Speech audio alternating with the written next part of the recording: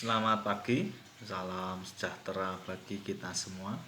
Saya Ulung Ganang Wicaksana dari Hukum 2019A yang akan mempresentasikan atau memaparkan karakteristik desentralisasi asimetris dalam perspektif negara kesatuan, yang hal ini merupakan tugas UTS dari mata kuliah hukum pemerintah daerah yang diampu oleh Bapak Ron.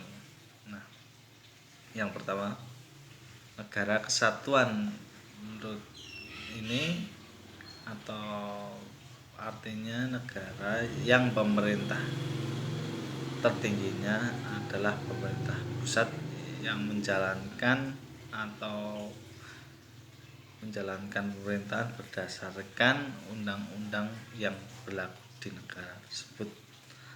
Namun pemerintah pusat atau pemerintah di bawahnya dapat diberikan wewenang yang disebut otonomi daerah. Nah, otonomi daerah atau dalam perspektif ini desentralisasi asimetris dalam perspektif negara kesatuan. Contohnya Indonesia merupakan negara kesatuan yang memberikan otonomi luas kepada daerah di bawahnya, namun masih berkorelasi dengan aturan pemerintah pusat yang berlaku. Nah, sekarang masuk dengan tema karakteristik desentralisasi asimetris dalam perspektif ini di negara kesatuan. Desentralisasi merupakan pelimpahan wewenang atau kebijakan dari pemerintah pusat kepada pemerintah daerah untuk mengatur atau memberikan peraturan terhadap daerahnya itu sendiri. Desentralisasi asimetris yang hal ini terjadi di Indonesia atau ke belakang. Terlebih dahulu desentralisasi ada dua, yaitu desentralisasi asimetris dan simetris. Desentralisasi asimetris merupakan kebijakan atau kewenangan pemerintah pusat memberikan pelimpahan kebijakannya terhadap pemerintah daerah dengan mengatur daerahnya sendiri dengan melihat atau menyamakan terhadap apa yang terjadi dengan situasi yang ada di wilayah itu tersendiri, dan tidak harus sama atau berkorelasi dengan peraturan pusat yang berlaku. Nah, kalau simetris, pemberian wewenang namun pemberian wewenang kepada daerah tersebut namun masih berkorelasi dengan aturan-aturan yang ada di pemerintah pusat.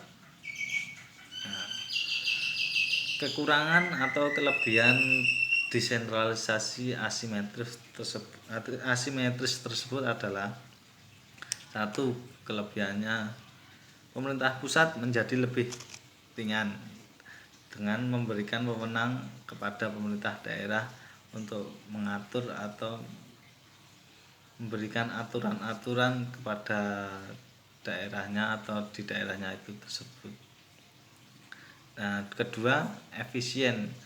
Nah, dan kekurangannya dapat membuat pemerintah pusat itu membuat atau pemerintah daerah, dalam hal ini pemerintah daerah menjadi lebih berbau ke daerahan dan lebih condong tidak sama dengan aturan-aturan di daerah lain.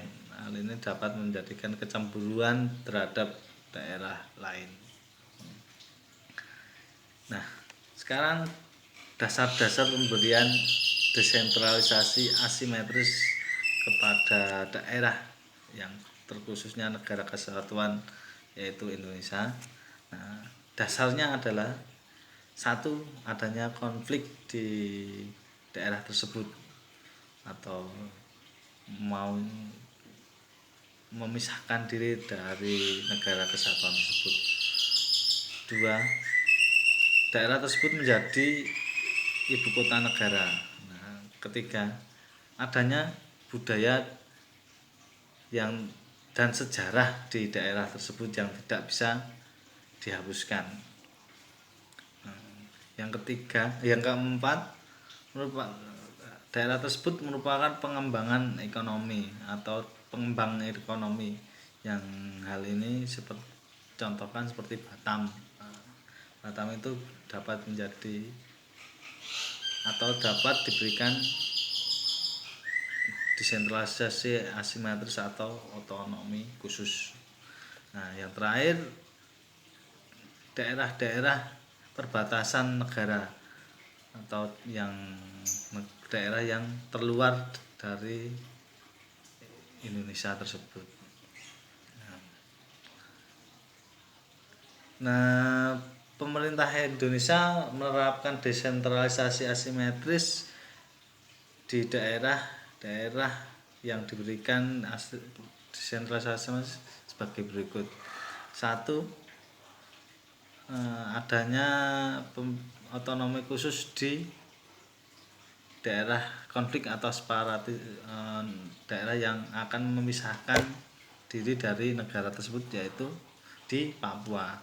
Di Papua banyak isu-isu atau ya fakta terhadap inginnya mendirikan negara sendiri di Papua tersebut. Nah, pemerintah pusat masuk dengan memberikan desentralisasi asimetris atau otonomi khusus dalam hal ini agar masih dapat dirangkul untuk menjadi satu negara di Indonesia, tidak memisahkan diri dengan memberikan desentralisasi asimetris.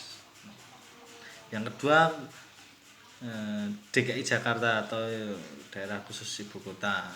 Dalam hal ini desentralisasi asimetris atau otonomi khususnya adalah tidak adanya bupati dan wakil bupati, hanya langsung dipimpin oleh gubernur itu sendiri. Yang ketiga, adanya sejarah dan budaya. Sejarah dan budaya di Indonesia yang diberikan desentralisasi asimetris yaitu DIY Yogyakarta atau Daerah Istimewa Yogyakarta. Dalam hal ini sejarah atau budayanya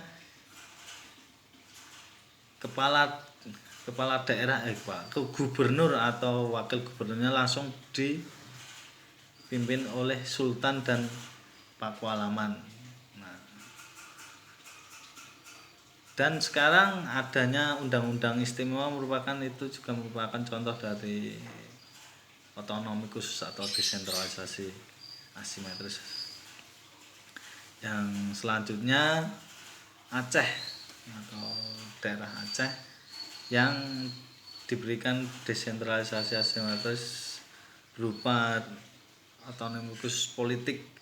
Hal ini dapat dilihat dari adanya partai lokal dari Aceh yang ada di parlemen atau di DPR, di DPR daerah tersebut.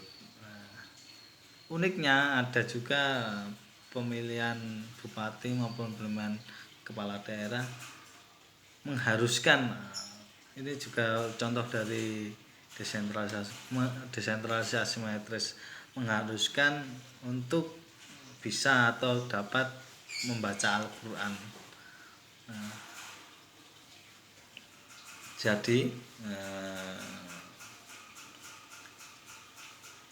hal tersebut bisa dikatakan atau